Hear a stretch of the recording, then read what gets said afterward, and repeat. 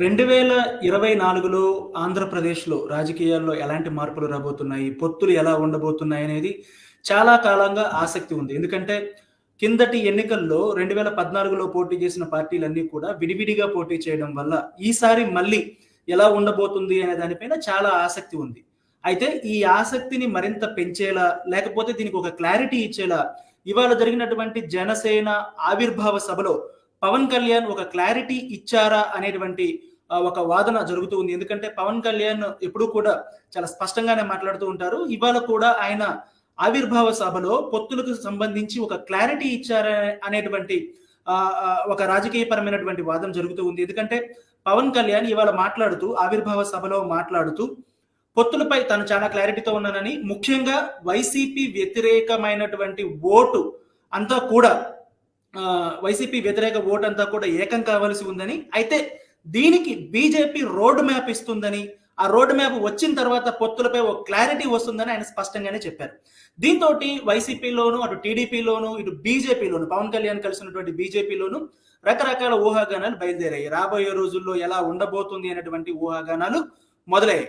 ఈ పరిస్థితుల్లో పవన్ కళ్యాణ్ చేసినటువంటి వ్యాఖ్యలను ఎలా చూడాల్సి ఉంది, ముందు ముందు రాజకీయపరమైనటువంటి మార్పులు ఎలా ఉండబోతాయి అనేటువంటి ఆసక్తి వ్యక్తమవుతున్నటువంటి పరిస్థితుల్లో మనతో మాట్లాడడానికి బీజేపీ నేత లంక దినకర్ అందుబాటులో ఉన్నారు. సార్ నమస్తే అండి దినకర్ గారు.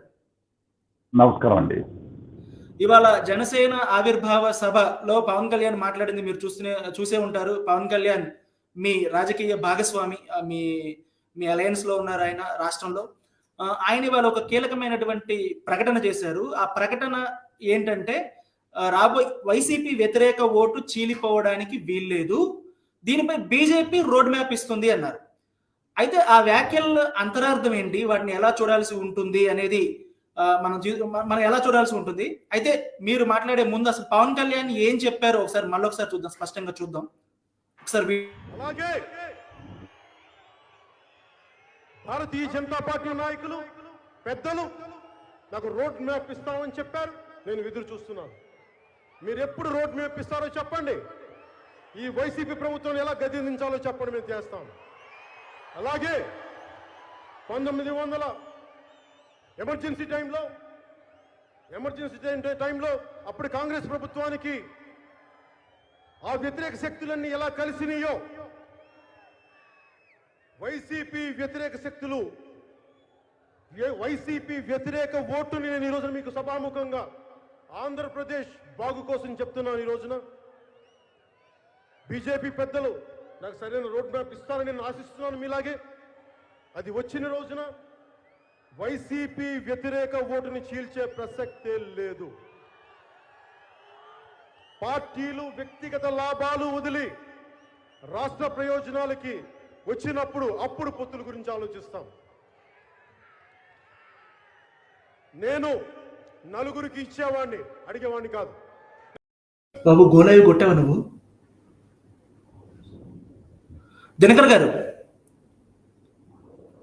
ఆయన స్పష్టంగా చెప్పారు, బీజేపీనే రోడ్ మ్యాప్ ఇవ్వాల్సి ఉంటుంది అన్నారు. మరి బీజేపీ రోడ్ మ్యాప్ ఇవ్వాలని మిమ్మల్ని అడుగుతున్నారు. So ball is in ever court. BJP ఎలాంటి రోడ్ మ్యాప్ ఇవ్వబోతోంది? బీజేపీ స్పష్టమైనటువంటి రోడ్ మ్యాప్ ఇచ్చేటటువంటి సమయం ఆసన్నమైంది. స్పష్టంగా ఆ విధమైనటువంటి కసరత్తు భారతీయ జనతా పార్టీలో జరుగుతూ ఉంది. ఇప్పటికే ఢిల్లీలో ఉండేటటువంటి పెద్దలు, అలాగే రాష్ట్ర నాయకులతోటి, ముఖ్యంగా పార్టీకి సంబంధించినటువంటి జాతీయ నేతలైనటువంటి పురంధేశ్వరి గారు, కన్నా లక్ష్మీనారాయణ గారు, సత్య గారు, వీరందరికీ కూడా దానికి సంబంధించినటువంటి అంశంలో పురోగతి సాధించేటటువంటి విధంగా చర్చలు కేంద్ర అధిష్టానం చేస్తూ ఉంది. అదేవిధంగా రాష్ట్ర నాయకత్వానికి కూడా నిర్దిష్టమైనటువంటి విధంగా సమాచారం ఇచ్చి, ఏ విధంగా వైసీపీ ఇప్పుడు అక్రమ పాలన, ఒక అసమర్థ పాలన, అరాచక పాలన ఏదైతే జరుగుతూ ఉందో దానికి చరమగీతం పాడేటటువంటి విధంగా ఉండేటటువంటి రోడ్ మ్యాప్ ని భారతీయ జనతా పార్టీ ఏదైతే పవన్ కళ్యాణ్ గారు ఇవాళ సభలో ప్రస్తావించారో ఆ విధమైనటువంటి రోడ్ మ్యాప్ కసరత్తు జరుగుతుంది. అది తుది దశలో ఉంది. త్వరలోనే రాబోయే నేను అనుకోవటం 2-3 నెలల్లోనే దీనికి సంబంధించినటువంటి ఒక స్పష్టత వస్తుంది. ఇప్పటికే భారతీయ జనతా పార్టీ, జనసేన ఇద్దరు కూడా ఒక గఠబంధన్ గా ఆంధ్రప్రదేశ్ లో ఒక పొత్తుతోటి ప్రీపోల్ అలయన్స్ లాగే ఒక రకంగా పొత్తుతోటి ముందుగానే ఇక్కడ ఉన్నటువంటి ప్రభుత్వాన్ని వారి యొక్క దమననీతిని ఎదుర్కొనేటటువంటి విధంగా పోరాడుతూ ఉన్నాయి. ఇప్పటికే ఆ పొత్తు ఒక ఫ్రూట్ఫుల్ దశగా ప్రయాణిస్తూ ఉంది. ఏదైతే ఇవాళ consolidation of anti YSRCP vote, ఇంకా చెప్పాలంటే ఈ అరాచక అసమర్థత ఆర్థిక పరమైనటువంటి అంశాల్లో ఏ విధంగా ఈ యొక్క అరాచకాలు సృష్టిస్తుందో, సామాజిక అరాచకాలు సృష్టిస్తుందో వాటన్నిటిలో నుంచి బయట వేసి ఆంధ్రప్రదేశ్ ని ఏదైతే మనం విడిపోయిన తర్వాత అభివృద్ధి చేసుకున్నాం, ఒక మంచి స్పిరిట్ తో ఒక స్ఫూర్తిదాయకమైన అభివృద్ధి కావాలనుకున్నామో ఆ దిశలో నడిపించేటటువంటి భవిష్యత్తు ప్రభుత్వాన్ని ఏర్పాటు దిశగా భారతీయ జనతా పార్టీ, జనసేన ఈ రెండు కూడా ఏ విధంగా కలిసి నడవాలి, రెండింటికి సంబంధించి రోడ్ మ్యాప్ ఎలా ఉండాలి అనేదంటే, అంటే లక్ష్యం ఒకటే, అంటే వైసీపీని దించాలి అనేటువంటి లక్ష్యం ఒకటే. కానీ రాజకీయ పరమైనటువంటి నిర్ణయం ఎలా ఉండబోతుంది, పొత్తులకు సంబంధించి రాజకీయ పరమైనటువంటి నిర్ణయం ఎలా ఉండబోతుంది అనేది కదా మెయిన్. మీరు దాని గురించి మాట్లాడలా, మీ ఇద్దరు ఉమ్మడి లక్ష్యం ఒకటే కావచ్చు.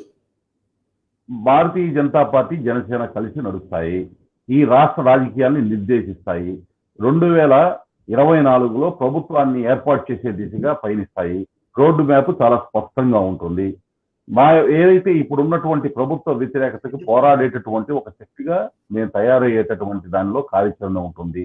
దానికి సంబంధించినటువంటి అంశాలు ఇప్పటికే మీరు గమనించవచ్చు. రాష్ట్ర అభివృద్ధి ప్రగతికి సంబంధించి కేంద్ర మంత్రులు గడిచిన 3 నెలలని మీరు చూసినట్లయితే వరుసగా నిర్మలా సీతారామన్ గారు, గడ్కరీ గారు, అలాగే మీరు చూసినట్లయితే జలశక్తి మినిస్టర్ షెకావత్ గారు అందరూ కూడా వస్తా ఉన్నారు. వివిధ కార్యక్రమాలని వేగవంతం చేసేటటువంటి, కరోనా అయిపోయిన తర్వాత ఇవాళ వేగవంతం చేసేటటువంటి విధంగా మేము కార్యాచరణ తీసుకొని ముందుకు వెళ్తున్నాము.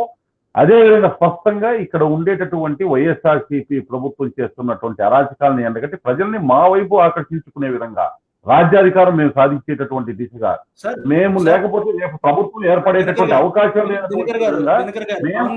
పవన్ కళ్యాణ్ చాలా క్లారిటీగా వైసీపీ వ్యతిరేక ఓటు చీలిపోకూడదు అన్నారు. వైసీపీ వ్యతిరేక ఓటు ఆంధ్రప్రదేశ్ లో ముఖ్యంగా ఇప్పుడున్నటువంటి లెక్కల ప్రకారం ఎక్కువగా పడేది టీడీపీకి. ప్రజెంట్ ఇప్పుడున్న లెక్కల ప్రకారం మనం ఫ్రాంక్ గా మాట్లాడుకోవాలంటే, మరి చీలిపోకూడదు అంటే మీరు చెప్తున్న రోడ్ మ్యాప్ ఏంటి? వైసీపీకి వ్యతిరేకంగా బీజేపీ, జనసేన కలిపి ఏం చేస్తాయని చెప్పారు. మరి వ్యతిరేక ఓటు చీలిపోకూడదు అంటే టీడీపీకి వ్యతిరేక ఓటు చాలా ఎక్కువ పోర్షన్ లో వెళ్తున్నప్పుడు మరి ఎలాగా అడ్డుకుంటారు? ఆయన చెప్పిందని మీరు చెప్పిన కాంట్రడిక్షన్ ఉంది కదా. ఏం కాంట్రడిక్షన్ లేదు. మీరు కన్ఫ్యూజ్ అయ్యి జనాల్ని కన్ఫ్యూజ్ చేయొద్దు. ఎవరైతే వైసీపీ వ్యతిరేక ఓట్ బ్యాంక్ ఉందో కార్యదక్షతతోటి కార్యక్షేత్రంలో వారిని మా వైపు తిప్పుకునేటటువంటి అవకాశాన్ని మేము ముందు చూస్తాము.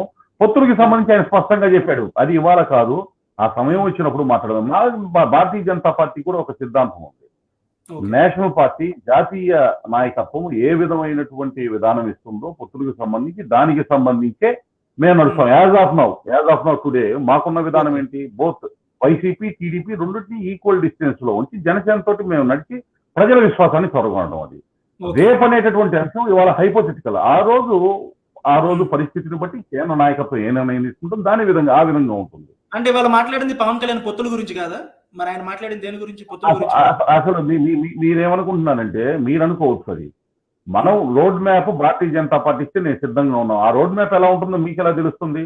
అది మాకు తెలుస్తుంది. మా పార్టీ ఒక నిమిషం మీ రోడ్ మ్యాప్ అనేది జనసేన, భారతీయ జనతా పార్టీ పొత్తుకి సంబంధించి వైసీపీని ఎదుర్కొనేటటువంటి దానికి సంబంధించినటువంటిది. మా road map Bharatiya Janata party road map ఇస్తే సిద్ధంగా ఉన్నాము అనేటటువంటి దాన్ని ఏదైతే పవన్ కళ్యాణ్ గారు ఉన్నారో అది తుదిగా ఉంది. తినబోతూ రుచులు ఎలా రాబోయే 2-3 నెలల్లో మీరు చూస్తారు. ఒక అగ్రెసివ్ గా భారతీయ జనతా పార్టీ ముందుకు వెళ్ళబోతుంది. రాష్ట్రంలో చాలా అగ్రెసివ్ గా తెలుగు రాష్ట్రాలు రెండిట్లో కూడా ఒక స్పష్టమైన వైఖరితో వెళ్ళేటటువంటి ప్రయత్నం ఉంది. దానిలో రేపు రాయలసీమలో జరిగేటటువంటి సభ ఏదైతే ఉందో అక్కడి నుంచే నాంది మా యొక్క ప్రస్థానానికి, భారతీయ జనతా పార్టీ వేగంగా అడుగులు వేసే ప్రస్థానానికి అది నాంది. అందులో భాగంగానే ఈ కార్యక్రమాలన్నీ జాతీయ నాయకులు కూడా వస్తున్నారు రేపు. కడప జిల్లాకి, రాయలసీమకి సంబంధించి, అలాగే కర్నూలులో జరుగుతాయి. ఇలాగా రకరకాలుగా ఆంధ్రప్రదేశ్లో ఉన్న అన్ని ప్రాంతాల్లో కూడా జాతీయ నాయకులు ఇప్పటికే శక్తి కేంద్రాలకు సంబంధించినటువంటి వాటికి సంబంధించినటువంటి కార్యక్రమాలు కూడా జరుగుతూ ఉన్నాయి. చాలా చాప కింద నీరులాగా మా వ్యవహారాలు మేము చేసుకుంటా పోతా ఉన్నాము. రెండోది, ఏదైతే ఒక రోడ్ మ్యాప్ కేంద్ర నాయకత్వము పవన్ కళ్యాణ్ గారిని అలాగే రాష్ట్ర శాఖని రెండింటినీ కూర్చోబెట్టుకొని బాగా ఒక బలోపేతమైనటువంటి శక్తిగా ముందుకు వెళ్ళేటటువంటి విధంగానే ఆ యొక్క రోడ్ మ్యాప్ ఉంటుంది. అంటే ఇప్పుడు రేపు కడప సభకి పవన్ కళ్యాణ్ కూడా వస్తారండి అయితే జనసేన కాదండి, అది నో అది మా పార్టీకి సంబంధించినటువంటి అంతర్గతమైనటువంటి సమావేశం. ఇవాళ ఏదైతే జనసేన వారు ఆవిర్భావ సభ ఏర్పాటు చేసుకున్నారో అదే విధంగా రాయలసీమకి సంబంధించి భారతీయ జనతా పార్టీకి సంబంధించి అక్కడ ఉన్నటువంటి నాయకులు కార్యకర్తలతోటి జాతీయ నాయకుల ద్వారా ఒక స్ఫూర్తిదాయకంగా భవిష్యత్తులో ఏ విధంగా నడవాలనేటట్టు ఒక దశ. ఎందుకంటే ఇవాళ రాయలసీమను ఎందుకు తీసుకున్నాం అనేటటువంటి మాట మీరు మాట్లాడవచ్చు. ఇవాళ రాయలసీమ ప్రాంత ప్రజల్ని మోసం చూసి 56 సీట్లు 50కి పైగా సీట్లు సాధించినటువంటి జగన్మోహన్ రెడ్డి గారు కనీసము గాలేరు నగరి హంద్రీని లాంటి ప్రాజెక్టులకు కూడా కేటాయింపులు చేయనటువంటి వ్యక్తి. అక్కడ పరిశ్రమలు ఏమి కూడా రానటువంటి పరిస్థితి. వాళ్ళ మీడియాలో మటుకి ఇవాళే చూసాం, కోట్లాది రూపాయలుగా భూముల ధరలు పెరిగిపోయినాయి. అక్కడ పరిశ్రమలు వచ్చాయి. ఏ పరిశ్రమ వచ్చి ఒక్క పెట్టుబడి ఒక్క పరిశ్రమలు చూపించకుండా ప్రజల్ని ఏ విధంగా ఇట్లా మీడియాను అడ్డం పెట్టుకుని కూడా మోసం చేసేటటువంటి విధంగా వాళ్ళు వ్యవహరిస్తా ఉన్నారు. స్పష్టంగా ఇవన్నీ కౌంటర్ చేస్తాం. ఎక్కడ ఒక్క రూపాయి ఇవాళ ఈ ఆర్థిక సంవత్సరంలో పరిశ్రమల గురించి మాట్లాడాలంటే మళ్ళీ మీ గురించి కూడా మాట్లాడాల్సింది. కడప ఉక్కు పరిశ్రమ వస్తాయండి. మా గురించి మాట్లాడేటటువంటి మా గురించి మాట్లాడే నాగండి, మా గురించి మాట్లాడే అవకాశం ఎవరికి లేదు. అంత అవకాశం ఇవ్వము. చేసుకోవటం చేతగానటువంటి ప్రభుత్వాల నుండి వాళ్ళు చతికిల పడితే దాన్ని మా మీద చూపించే ప్రయత్నం చేస్తే 4 రాష్ట్రాల్లో వచ్చేటువంటి ఫలితాలను చూసైనా కానీ అర్థం చేసుకోండి. అంటే కడప పరిశ్రమ రాకపోవడానికి కేంద్ర ప్రభుత్వం కారణం కాదు. కడపలో ఉక్కు పరిశ్రమ రాకపోవడానికి కేంద్ర ప్రభుత్వం కారణం కాదు. స్పష్టంగా రాష్ట్ర ప్రభుత్వం వాళ్ళు చేయాల్సినటువంటి కార్యాచరణ డిపిఆర్ వాటికి ఏ అయితే దానికి అమలు కావాల్సినటువంటి విధంగా ఇవ్వటంలో వైఫల్యం చెందడమే. దానికి కావాల్సినటువంటి ముడిసరుకు కానీ అదే విధంగా దానికి కావాల్సిన నీరుకి సంబంధించి కానీ మానవ వనరులకు సంబంధించి కానీ దానికి సహేతుకమైన విధంగా డిపిఆర్ ఇవ్వకపోవడమే. కాబట్టి వాస్తవాన్ని ప్రజలకు తీసుకెళ్లేటటువంటి గొంతులు మాలాంటి వాళ్ళే ఉన్నాయి. ఏ తప్పుదోవ పట్టించేటటువంటి తక్కువ విద్యను ఇంత ముందు చేశారా, ఇప్పుడు చెల్లవండి. ప్రతి అంశాన్ని ప్రజల ముందు వాస్తవాలతో చెప్తాం. ప్రతి విషయాన్ని ప్రజల ముందు ఉంచుతాం.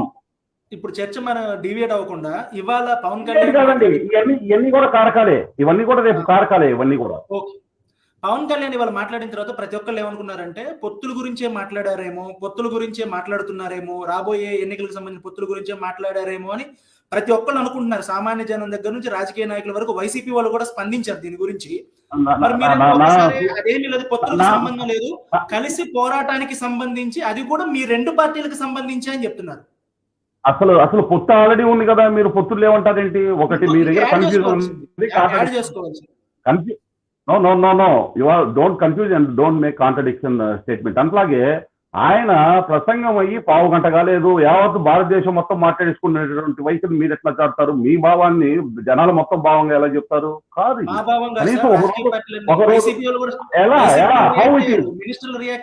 వాళ్ళు రియాక్ట్ ఏమండి, ఎవరో సంకలు గుద్దుకుంటే నాకు పుట్టుద్దా అండి? వాళ్ళకి నెప్పి పుట్టింది. ఇవాళ ఆయన వేసినటువంటి ప్రశ్నలకి నెప్పి పుట్టింది, బయటకు వస్తున్నారు. ఇవాళ ఆయన చేసినటువంటి విమర్శలకు సంబంధించి వాస్తవాలు తెలుసుకోమనండి. ఒక అరాచక పాలన కోసమా వీళ్ళకి పేటెంట్ రైట్ ఇచ్చింది? ఇక్కడ అభివృద్ధి నిరోధక పాలన చేయడానికి వీళ్ళకి పేటెంట్ రైట్ ఇచ్చింది. కన్స్ట్రక్షన్ చేయాల్సిన బిల్డ్ ఏపీ చేయాల్సిన దాన్ని చిల్లేపీగా స్టార్ట్ చేసినటువంటి పాలన గురించి ప్రశ్నించిన దానికి సమానం చెప్పుకోవడానికి వస్తారా వీళ్ళు? ఇవాళ అవంతి పూబంతి చామంతిలాగా వ్యవహరించినటువంటి వాళ్ళ గురించా, వెల్లంపల్లి వెల్లుల్లిగా లాగా మాట్లాడిన వాళ్ళ గురించి చెప్పుకుంటారు సమాధానం. వాళ్ళ ఏ సమాధానం చెప్తారండి? 18 మంది అక్కడ చనిపోయి ఆ మద్యము ఇది నాటుసారాకి చనిపోతే దానికి సమాధానం చెప్పలేక ఏదో క్యాజువల్ గా చనిపోతారని చెప్పేటటువంటి ప్రభుత్వం ఉన్నటువంటి ముఖ్యమంత్రి వాళ్ళు ఏం చెప్తారండి సమాధానాలు వచ్చి?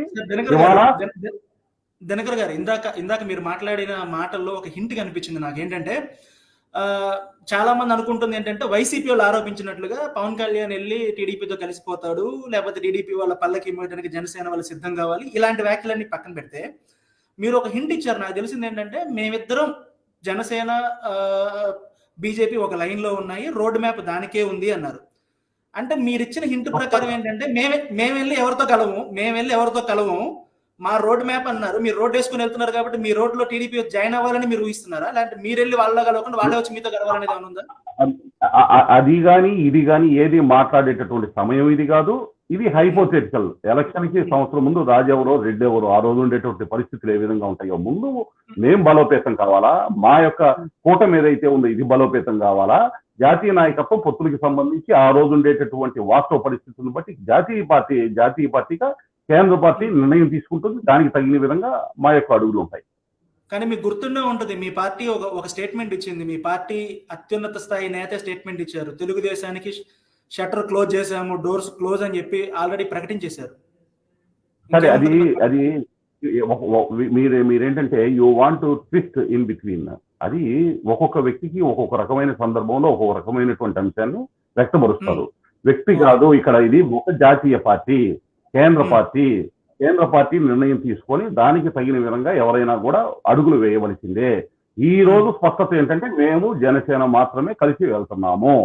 రేపు అనేటటువంటి దానికి ఆ రోజు ఉండేటటువంటి పరిస్థితులు కేంద్ర పార్టీ ఏం చెబుతుందో దానికి తగిన విధంగా అందరూ నడవలసిందే. సార్, మీరు తీసుకునే నిర్ణయం ఆంధ్రప్రదేశ్ లో ఉన్నటువంటి రాజకీయ సిచ్యువేషన్ మొత్తాన్ని, పొలిటికల్ డైనమిక్స్ మొత్తాన్ని మార్చేటువంటి నిర్ణయం.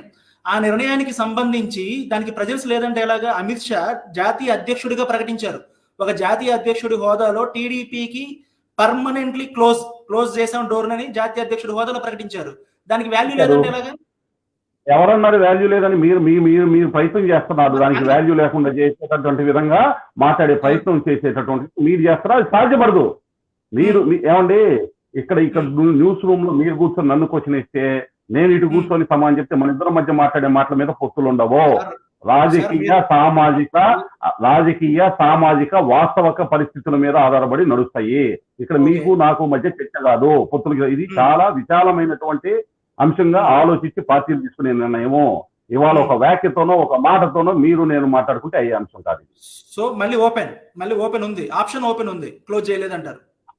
రాజకీయాల్లో ఎప్పుడు ఓపెన్ ఏనండి, క్లోజ్ ఎక్కడ ఉంటది? మీరు అసలు ఎప్పుడు కూడా రాజకీయాల్లో ఓపెన్ గానే ఉంటుంది. అయితే అక్కడ వాస్తవ పరిస్థితులు, మా పార్టీ సిద్ధాంతాలు, మా పార్టీకి సంబంధించినటువంటి అంశాలు మాకు ముఖ్యము. మేము వెళ్దాం అనుకున్నటువంటి ప్రయాణం ఏదో అది ముఖ్యము. ఇవాళ జనసేన బీజేపీ మాత్రమే కలిసి నడుస్తాయి. అది ఓపెన్. మేము ఇచ్చేటటువంటి రూట్ మ్యాప్ కూడా ఆయన ఏదైతే అడిగారో స్పష్టంగా ఆ విధంగానే ఉంటుంది. దానికి తగిన చర్చలు ఆల్రెడీ జరిగినాయి. వాటికి సంబంధించిన ఇంప్లిమెంటేషన్ స్టేజ్ అయితే వచ్చేసింది. Very clear. జనసేన మీలో భాగం కాబట్టి, ప్రజెంట్ మీలో భాగం కాబట్టి దీని మీద వైసీపీ నుంచి రియాక్షన్ వచ్చింది. వాళ్ళు ఏమంటున్నారంటే, పవన్ కళ్యాణ్ మరోసారి చంద్రబాబు పల్లకీని మోయడానికి రెడీ అవుతున్నారు. ఆయన దారి చంద్రబాబు దగ్గరికే వెళ్తుంది. ఆయన ఎప్పుడు చంద్రబాబు వైపే చూస్తారు. జనసేన కార్యకర్తలందరూ కూడా పవన్ కళ్యాణ్ సీఎం కావాలి జిందాబాదులు కొడుతున్నారు, కానీ ఆయన పనిచేసేది మాత్రం చంద్రబాబు కోసమే అని ఇవాళ వైసీపీ లీడర్లందరూ ఇప్పుడు జరుగుతూ ఉంది. వాళ్ళందరూ రియాక్ట్ అవుతూ ఉన్నారు. దాన్ని ఎలా చూడాలంటారు? ఎవరో ఉలికిపాటికి నన్ను మేల్కొని కళ్ళొత్తులు వేసుకొని చూడమంటే ఎట్లాగా? వాళ్ళెవరో ఉలికి పడుతున్నారు. ఒకటి మాత్రం తథ్యం, వాళ్ళేమో ఇబ్బంది పడాల్సిన అవసరం లేదు. ఇవాళ పల్లకీలో నుంచి వాళ్ళని దింపటం అయితే తథ్యం. అది భారతీయ జనతా పార్టీ వాళ్ళ రాష్ట్రాన్ని కాపాడుకోవాలంటే భారతీయ జనతా పార్టీ కూడా ఇవాళ ఉన్నటువంటి అరాచక అసమర్థత పాలన నుంచి చరమగీతం పడి రాష్ట్రాన్ని రక్షించేటటువంటి బాధ్యతని భారతీయ జనతా పార్టీ తీసుకుంటుంది. పవన్ కళ్యాణ్ గారితో కలిసి మేము నడుస్తాం, జనసేనతో కలిసి నడుస్తాము. తప్పనిసరిగా ఏదైతే ఈ రాష్ట్ర ప్రజల ఆకాంక్ష మేరకు భవిష్యత్తులో ప్రభుత్వం ఆంధ్రప్రదేశ్ లో ఏర్పడబోతుంది. భారతీయ జనతా పార్టీ దానికి కార్యబద్ధులై ఆ సమయం వచ్చినప్పుడు సందర్భంగా దానికి తగిన విధంగా దానికి సంబంధించినటువంటి నాయకులు స్పందిస్తారు. అందరి ధ్యేయం ఒకటే అంటున్నారు కాబట్టి ఇప్పుడు వైసీపీకి వ్యతిరేకంగా దాదాపుగా కమ్యూనిస్టులతో సహా ప్రతి ఒక్కళ్ళు కూడా అందరి ధ్యేయం ఆ ప్రభుత్వాన్ని దించడమే కాబట్టి వైసీపీ ఒకవైపు ఉన్నాయి, మిగతా అన్ని ఒకవైపే ఉన్నాయి. అందరూ కలిసి నడవాలి అనుకుంటున్నప్పుడు మరి 10 ఏళ్ల తర్వాత మళ్ళీ అదే రిపీట్ అవుతుందా? 2014లో జరిగింది రిపీట్ అవుతుందా? దానికి అవకాశాలు ఉన్నాయా? స్కోప్ ఉందా దానికి?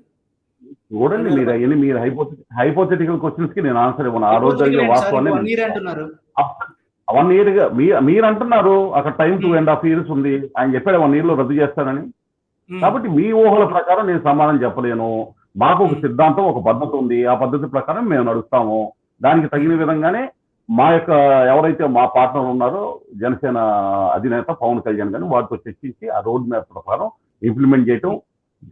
ముఖ్యంగా అమరావతికి సంబంధించి కూడా ఒక క్లారిటీ భారతీయ జనతా పార్టీ ఇచ్చింది. సెంట్రల్ గవర్నమెంట్ కూడా స్పష్టంగా బడ్జెట్ లో కూడా దానికి సంబంధించిన కేటాయింపులకు సంబంధించిన ఎస్టిమేషన్స్ చెప్పింది. హైకోర్టు జడ్జిమెంట్ ఇవ్వడానికి ముందే చెప్పింది.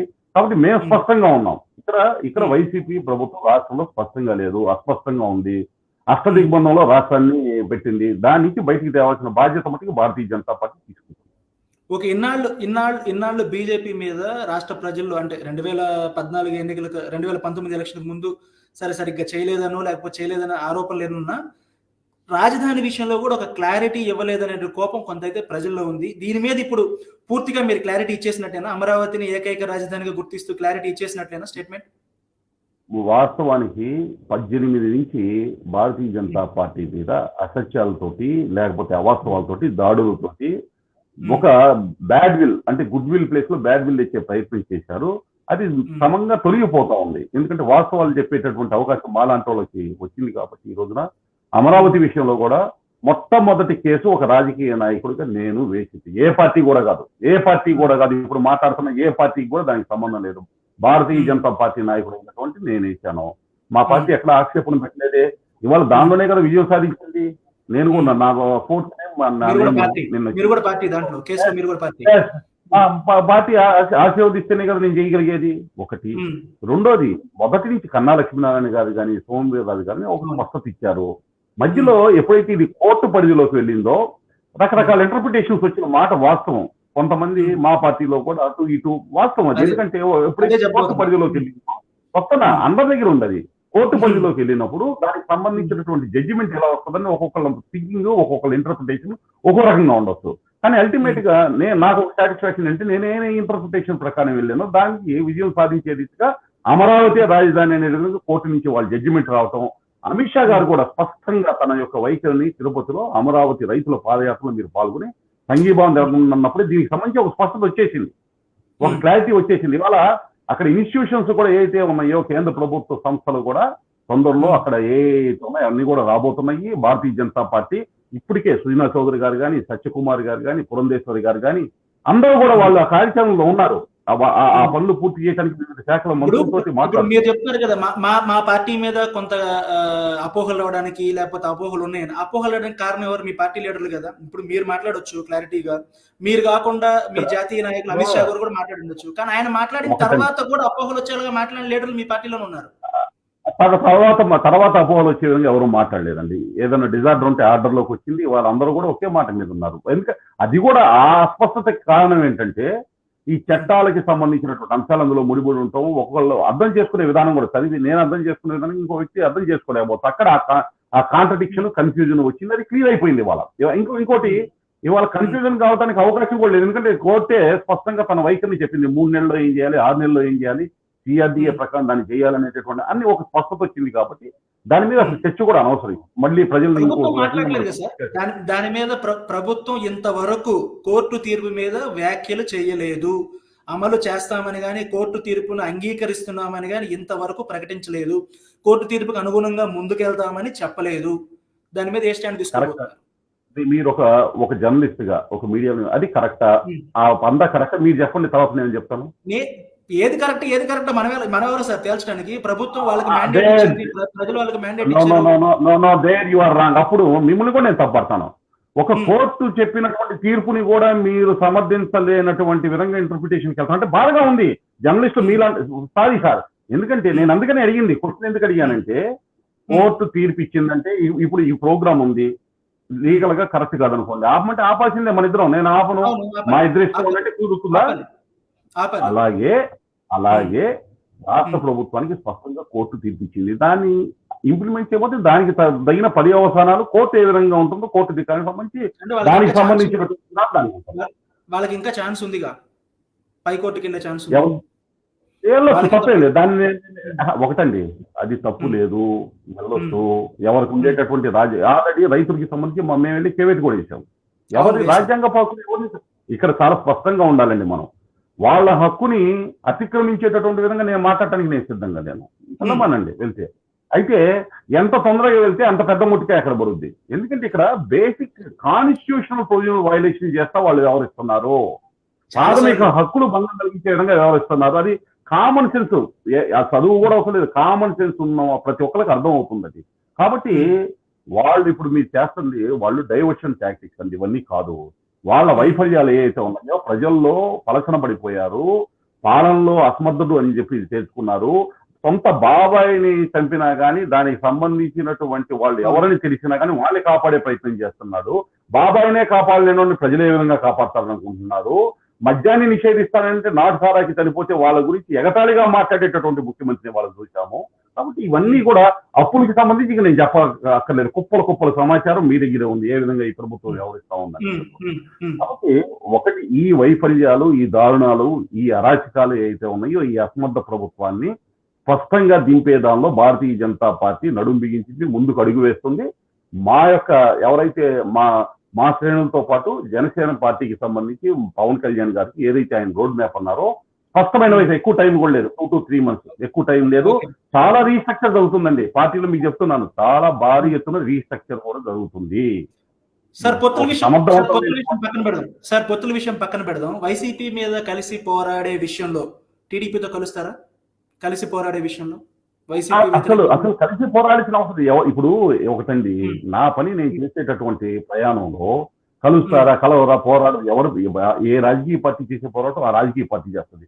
ఎవరైతే ప్రజలని వాళ్ళ నమ్మకాన్ని చూరగొంటారో వాళ్ళకి ప్రజల దగ్గర అవుతారు. దానిలో మేము ముందుకు అడుగు వేయడానికి సిద్ధంగా ఉన్నాం. మా దగ్గర ఉండేటటువంటి ప్లాన్ మాకుంది, మా దగ్గర ఉండేటటువంటి స్ట్రక్చర్ మాకుంది. ఒక నూతన ఉత్తేజంతో, ఉరకలెత్తేటటువంటి ఉత్తేజంతో, ఒక మొత్తం కూడా శ్రేణులన్నీ ఒకేసారి ఒక చీమల దండులాగా ఈ పెద్ద పాముని తుదముట్టేటటువంటి జగన్ అనేటువంటి పెద్ద పాముని తుదముట్టే విధంగా భారతీయ జనతా పార్టీ దాడి చేయబోతుంది.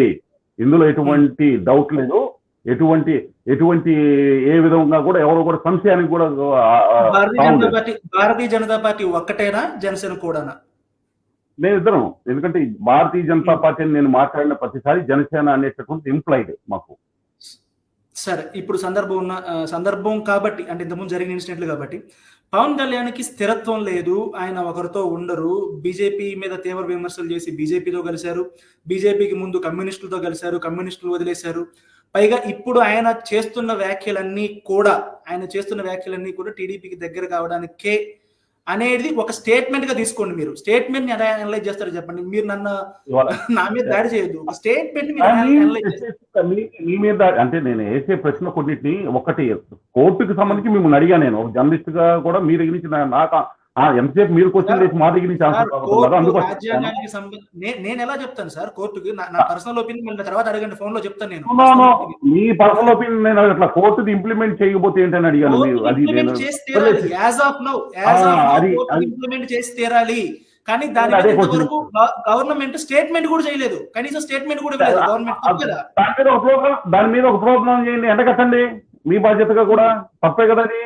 ఓకే, దాని పక్కన దాని మీద సమయం అవుతుంది కాబట్టి దాని మీద ఒక సపరేట్ ప్రోగ్రామ్ పెట్టి ఎండగట్టండి. మీ వంతు బాధ్యత కూడా. న్యాయస్థానాన్ని గౌరవించట్లేదు అనేది ఆ మాట కూడా పవన్ కళ్యాణ్ గారు చెప్పారు. అయితే సరే, అదొక అంశం. ఇప్పుడు మీరు అడిగినటువంటి ప్రశ్న ఏదైతే ఉందో ముఖ్యంగా ఏంటి స్థిరత్వం లేదనేది, ఏ పార్టీ ఏ పార్టీతో కలిసింది అనేటటువంటిది గత చరిత్ర కనుక ఎవరికైనా తెలిసి అనాలిసిస్ చేస్తే ఎవరికి స్థిరత్వం లేదనేటటువంటి మాట వస్తుంది. నేను స్పష్టంగా చెప్తుంది, వాళ్ళ తెలుగుదేశం పార్టీ ఉంది, కాంగ్రెస్ కి వ్యతిరేకంగా పుట్టిన పార్టీ, కాంగ్రెస్ తో కలిసి నడిచింది. అసలు అంతకు ముందే సీతారాం యేచూరి గారు ఏఐసి చైర్మన్ గా ఉన్నప్పుడు కాంగ్రెస్ పార్టీ, తెలుగుదేశం పార్టీ అందరూ కలిసి గుజరాలు వీళ్ళందరినీ కూడా ప్రైమ్ మినిస్టర్స్ చేసింది. కాబట్టి ఇక్కడ ఒక వ్యక్తి మీద ఏలు చూపిద్దామని ఎవరు ప్రయత్నం చేశారు. అట్లాగే కాంగ్రెస్ పార్టీకి అప్లై అవుతుంది. భారతీయ జనతా పార్టీ, కమ్యూనిస్టులు అందరూ కలిసి విపి సింగ్ గారిని ప్రధానమంత్రి చేసింది. ఆ రోజు ఉండేటటువంటి కాలమాన పరిస్థితుల్లో, అవసరాల దృష్ట్యా పార్టీలు వ్యవహరిస్తూ ఉంటాయి. ఆ రోజు ఉండేటటువంటి పరిస్థితుల్లో ఈ యొక్క భారతదేశాన్ని కాపాడుకోవాలని ఉద్దేశంతో ఆ రోజు తీసుకున్న నిర్ణయం, తదనంతరం జరిగినటువంటి పరిణామాల నేపథ్యంలో ఉండేటటువంటి సిద్ధాంత రీత్యా తీసుకునేటువంటి నిర్ణయాలు, పార్టీ బలాలు, స్ట్రాటజీస్ ఇవన్నీ ఉంటాయి. కాబట్టి ఒక పవన్ కళ్యాణ్ గారికి స్థిరత్వం లేదు, వీళ్ళందరూ మిగతా వాళ్ళు ఏందో మొత్తం కూడా స్థిరత్వంతో కూడినటువంటి వ్యక్తుల్లాగా అవసరం లేదండి. ఎవరి సర్టిఫికేట్లు అవసరం లేదు దీనికి. వాళ్ళెవరు కూడా ఏ మార్కులు వేసి ఈయనకి సర్టిఫై చేస్తే ఈయనకి సంబంధించి ఒక ఒపీనియన్కి రావాలి అనేటటువంటి దానికి ప్రజలు కూడా అట్లా ఆలోచించేటువంటి పరిస్థితి ఉంది. ఎందుకంటే అందరి చరిత్ర అందరికీ తెలుసు. కానీ మీరు అందరూ చాలా హాట్ న్యూస్ అనుకుంటే పొత్తుల గురించి ఒక క్లారిటీ వస్తుంది, మీరు ఏదో చెప్తారు ఇవ్వాలనుకుంటే మీరు మొత్తం వాస్తవాలు ఇలాగ ఉంటాయి. ఏ అబద్ధాలు చెప్పి దానికి కొంచెం పసుపు, కారం, కుంకుమ కొట్టే 2 రోజులు నడుస్తుంది. ఈ వాస్తవాలు ఆయన మీటింగ్ లో మాట్లాడితే కేకలు ఏళ్ళు ఎలా ఉన్నాయి వాళ్ళు మీరు చూడలేదా? మీరు మీటింగ్ చూసుంటారు కదా. అదే కేకలు వేళ్ళు అంటే దానిలో ఆ హృదయ స్పందన మాది కూడా. మీరంత గట్టిగా ప్రశ్న వేస్తున్నారంటే మీది కూడా ఈ హృదయ స్పందన అందరిది. ఆ హృదయ స్పందనకి కారణం ఈ వైసీపీ ప్రభుత్వాన్ని, జగన్మోహన్ రెడ్డిని. మా స్పందన ఏమీ లేదు, అది ఒక గ్రేట్ పొలిటికల్ డెవలప్మెంట్ అంతే, అంతకు మించి మా స్పందన అయితే నేను కోరుకుంటాను ఆ స్పందన మీలాంటి వాళ్ళు కూడా ఉండాలని. ఎందుకు ఉండాలని కోరుకుంటానంటే ఇక్కడ ఉండే అరాచకాలు ఎలా జరుగుతున్నాయో మీ అందరికీ తెలుసు కాబట్టి దాని నుంచి బయటపడాలి కదా. అవన్నీ నేను డైరెక్ట్ గా చెప్పలేము, ఎవరు అరాచకాలు ఉన్నాయి, ఎవరి పర్స్పెక్టివ్ మీ పర్స్పెక్టివ్ మేము కాదనలేము, లేకపోతే మా పర్స్పెక్టివ్ మనసులో అన్నా ఉండాలి కదండి. నాశనం అయినప్పుడు కనీసం కాపాడుకోవాలనేది మనసులో ఉందని నేను భావిస్తున్నాను. అది మీకే కాదు, జర్నలిస్టులు అందరికీ ఉందని నేను భావిస్తున్నాను. ఫైనల్ గా అమరావతి పైన, అమరావతిని మీరు కూడా క్లారిటీ ఇచ్చారు. సరే, ఇప్పుడు బీజేపీ క్లారిటీ ఇచ్చింది కాబట్టి ప్రభుత్వం అయితే కోర్టు తీర్పు మీద, అంటే మనం ఇంకోటి కూడా చెప్పుకోవాలి, కోర్టు తీర్పుని ఓకే అనలేదనేది దాంతో పాటు మేము కాదు అని కూడా అనలేదని స్టేట్మెంట్ ఇస్తారు. బొత్స సత్యనారాయణ లాంటి వాళ్ళు, మినిస్టర్ గారు లాంటి వాళ్ళు బయటకు వచ్చి మేము కాదన్నామా కోర్టు తీర్పుని కూడా స్టేట్మెంట్ ఇస్తారు. కాదు అని కూడా చెప్పలేదు కాబట్టి ఇంప్లిమెంటేషన్ కోసం మీ కార్యాచరణ ఎలా ఉండబోతుంది? మా కార్యాచరణ స్పష్టం సార్. అమరావతి రాజధాని, అంగుళం కూడా కదిలేదని మొదటి నుంచి మేము చెబుతా ఉన్నాము. అమరావతితోనే పరిపాలన రాజధానిగా కొనసాగుతుంది. ఇక వాళ్ళ స్టేట్మెంట్ సార్, బొత్స సత్యనారాయణ గారి గురించి కూడా రిఫర్ చేసుకోవటం. ఇవాళ మధ్యలో వచ్చి హైదరాబాదు రాజధాని 10 సంవత్సరాలు ఇంకా సమయం ఉంది, ఏఈ అన్నాడు. ఒక అతను ఏం పెట్టాడంటే, మద్యం బాటిల్స్ మేము హైదరాబాద్ నుంచి తెచ్చుకుంటున్నప్పుడు ఎందుకు పట్టుకుంటున్నాం, మా రాజధాని నుంచి కూడా జోకులు వెళ్తున్నాయి. ఇట్లాంటి చిల్లర మంత్రుల్ని, నాలెడ్జ్ లేని వాళ్ళని పెట్టుకుని రాష్ట్రాన్ని సర్వనాశనం చేసి బస్సు పట్టిస్తున్నారు. మీరు కూడా అంతేలేండి, హైదరాబాద్ అమరావతి అంగళం కూడా కదలదని మీ పార్టీ నేత ఒకళ్ళు చెప్పారు, సుజనా చౌదరి గారు చెప్పారు. బహుశా మీరు కేసేశారు. 2 ఆప్షన్లు ఉంచుకున్నారు మీరు కూడా. ఇంకేం కావాలంటే ఒక ఆయన అంగుళం కదిలియకూడదు. ఇవాళ చెప్తున్నా, సుజనా చౌదరి గారు భారతీయ జనతా పార్టీ రాజ్యసభ సభ్యులు, ఆయన ఉడుం పట్టి న్యాయస్థానాన్ని ఆశ్రయించి మాలాంటి వాళ్ళందరినీ నడిపిస్తే ఇవాళ ఈ ప్రభుత్వానికి చెంపదెబ్బ తగిలింది. గర్వంగా చెప్తున్నాం. చెప్పాల్సినటువంటి వ్యక్తి చెప్పాల్సిన సమయంలో పార్టీ ఎలా చేసింది. ఇవాళ మా మాట పార్టీ కూడా